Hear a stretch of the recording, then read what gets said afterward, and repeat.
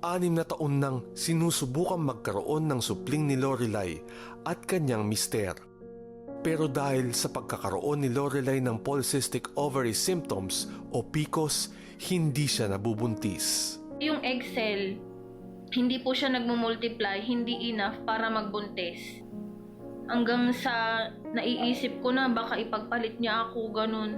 Dahil hindi ko siya mabigyan ng anak. Sobra po akong natatakot.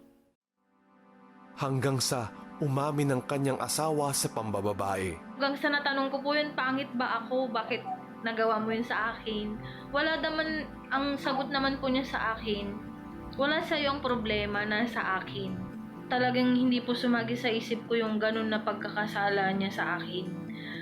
Pero pag pala nandun ka na sa time na yun, parang hindi mo na alam ang gagawin mo.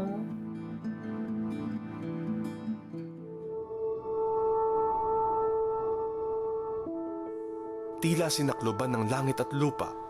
Sa depresyon niya, nakapanood siya ng 700 Club Asia. Naisipan niyang humingi ng panalangin sa pamamagitan ng text. Yung prayer request ko po, nilagay ko din po dun sa text na pag-pray po na magkaroon po ako ng baby at maging maayos po yung relasyon namin ng asawa ko, lifetime.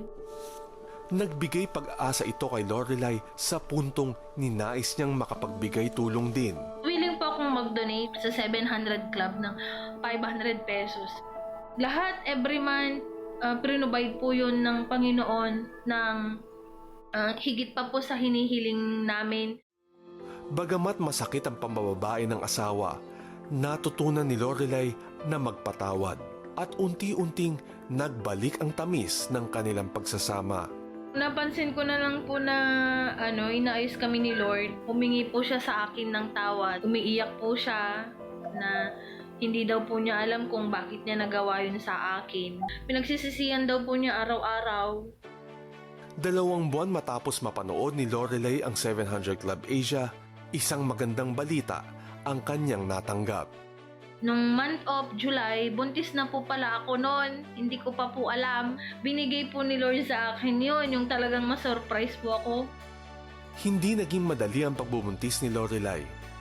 Pero sa gitna ng maselan na pagbubuntis, nabalot ng pananabik ang mag-asawa.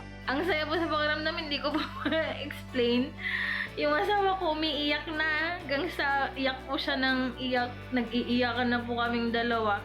Dahil sabi niya po, kahit pala nagkaroon tayo ng problema at nagkasala ako, sabi niya, prepare lang pala tayo ni Lord para bigyan tayo ng magiging anak. Isang baby boy ang ipinanganak ni Lorelai at ipinangalan ng Elijah Dave.